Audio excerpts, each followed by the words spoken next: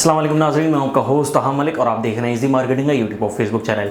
नाज़रीन, आज की इस वीडियो में हम बात करने जा रहे हैं डीएचए सिटी कराची के अंदर 500 स्क्वायर यार्ड के प्लॉट्स के हवाले से।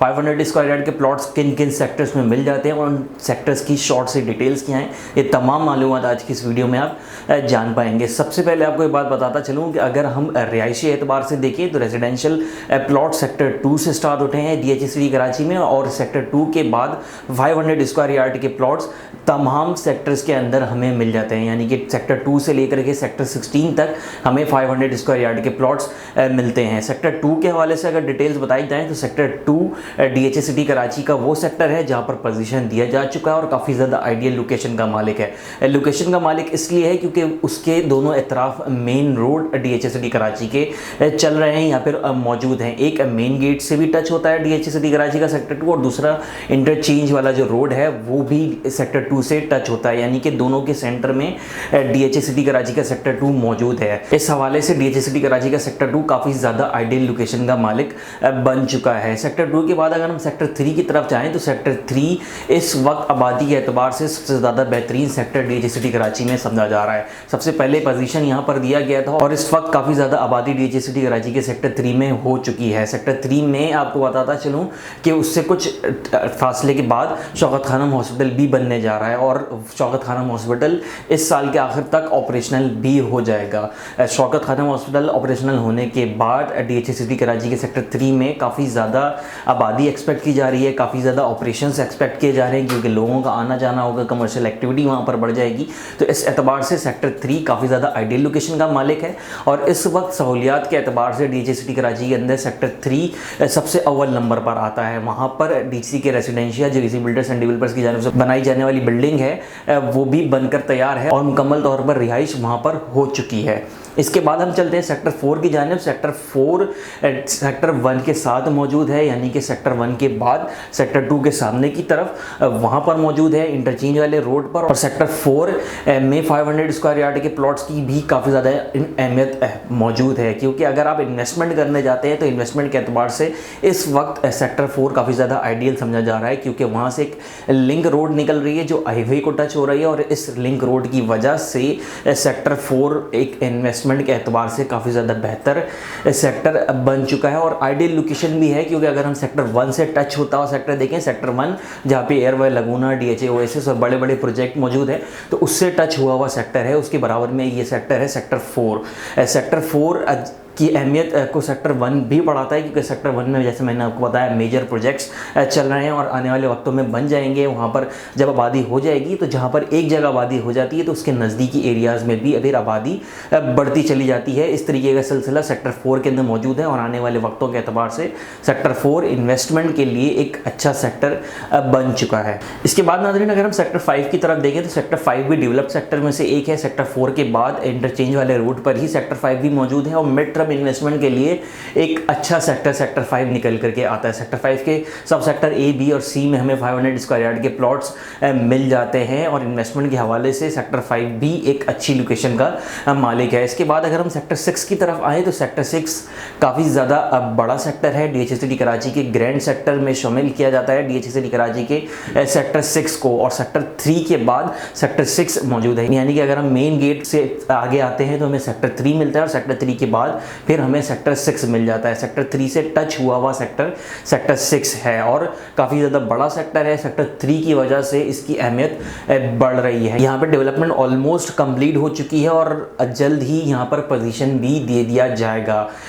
इसके अलावा आपको ये बताता चलूँ कि डीएचए सिटी कराची का सेक्टर 6 भी इन्वेस्टमेंट के लिए एक अच्छा सेक्टर साबित हो सकता है क्योंकि सेक्टर 6 सेक्टर 3 के साथ जुड़ा हुआ है। सेक्टर 3 में मैंने जैसे आपको बताया कि शौकत खानम और आबादी वहाँ पर हो चुकी है, लोग मूव इन हो चुके हैं, तो उसका फैक्टर सेक्टर 6 के ऊपर भी पड़ेगा। इसके बाद नाज़रीन अगर हम सेक्टर 7 की तरफ देखें तो सेक्टर 7 भी सेक्टर 4 और 5 की तरह इंटरचेंज वाले रोड पर ही मौजूद है। यानी कि सेक्टर 4, 5 और फिर 7 का नंबर आता है। सेक्टर 7 भी एक ग्रैंड सेक्टर है और रिटर्न ऑन इन्वेस्टमेंट के हवाले से काफ़ी ज़्यादा बेहतर सेक्टर 7 को समझा जा रहा है और यहाँ पर 500 स्क्वायर यार्ड के प्लॉट्स हमें अच्छी तादाद में मिल जाते हैं। इसके बाद अगर हम सेक्टर 8 की तरफ देखें तो सेक्टर 8 राइट साइड पर मौजूद है CBD के, और 3.5 से 4 किलोमीटर की दूरी पर मेन गेट से सेक्टर 8 मौजूद है और वहाँ पर कंटिन्यू है अभी डेवलपमेंट, यानी कि कुछ अरसे के बाद डेवलपमेंट कंप्लीट होगी।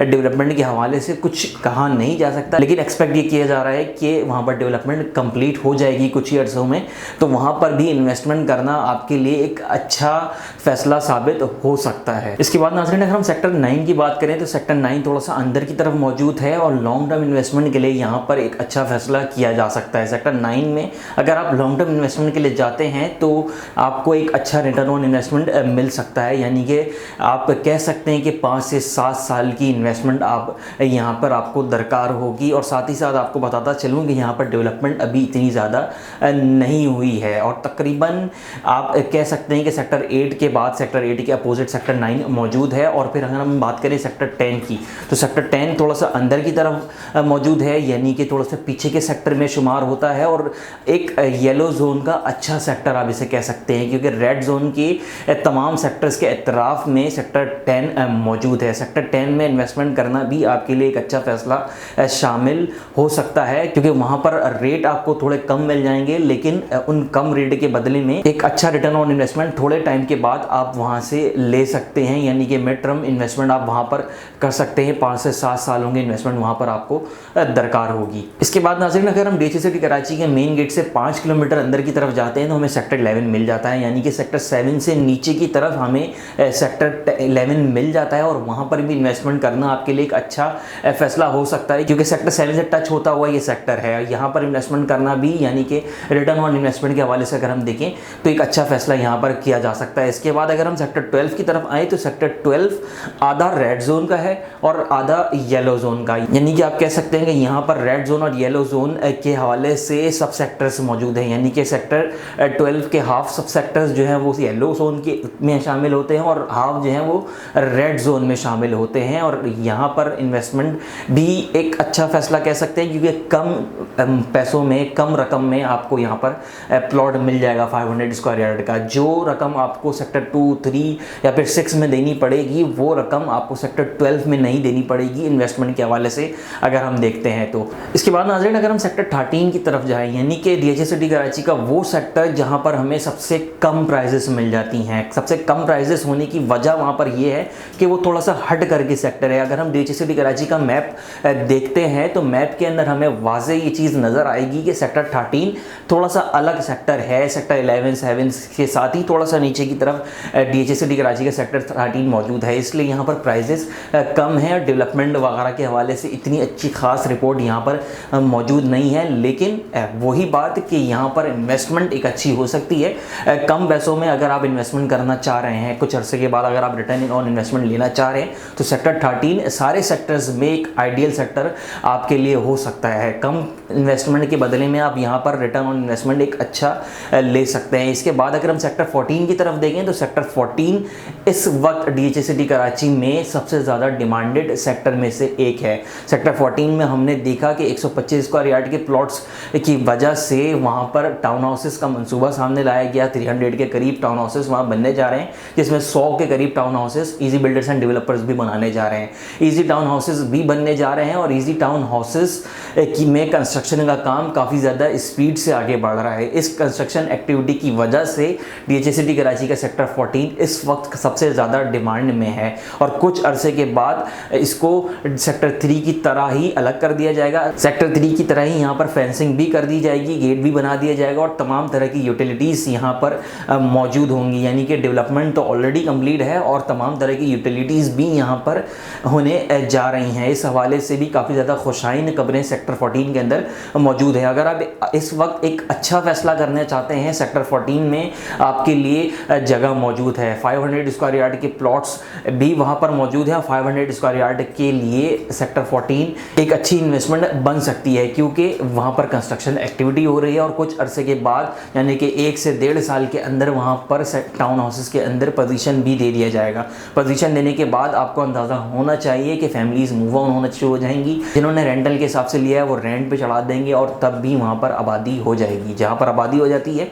वहाँ पर फिर डिमांड भी बढ़ जाती है। सेक्टर 14 के बाद अगर हम 15 और 16 की तरफ देखें तो 15 और 16 DHA सिटी कराची के सबसे खूबसूरत सेक्टर्स में शामिल किए जाते हैं। हिल पर यहाँ पर प्लॉट्स मौजूद हैं, थोड़े से पीछे की तरफ मौजूद ज़रूर हैं, लेकिन यहाँ पर अच्छी इन्वेस्टमेंट हो सकती है थोड़े से लंबे अरसे के लिए। और यहाँ पर आने वाले वक्तों में इनके बाद गोल्फ कोर्स भी प्लान है, कंट्री क्लब वगैरह के हवाले से बता रहा हूँ। तो यहाँ पर जब DHA सिटी कराची मुकम्मल तौर पर आबाद हो जाएगा, अंदर की तरफ जब हम आबादी को लेकर जाएंगे, तो उस वक्त ये देखना होगा कि DHA सिटी कराची का सेक्टर 15 और 16 एक अच्छी शक्ल में उभर करके आएगा। तो अगर आप इस चीज़ को देखते हुए फैसला करना चाहते हैं तो सेक्टर 15 और 16 आपके लिए एक आइडियल लोकेशन मौजूद है। इसके अलावा सेक्टर 17 में भी फाइल्स मौजूद हैं 500 स्क्वायर यार्ड के प्लॉट्स की, लेकिन उनकी एक्चुअल लोकेशन अभी मालूम नहीं है। सिर्फ और सिर्फ DHA की जानिब से फाइल्स ही शाया की गई हैं। आज के लिए नाज़रीन इतना ही। अपने होस्ट ताहा मलिक को दीजिएगा इजाज़त। अल्लाह हाफ़िज़।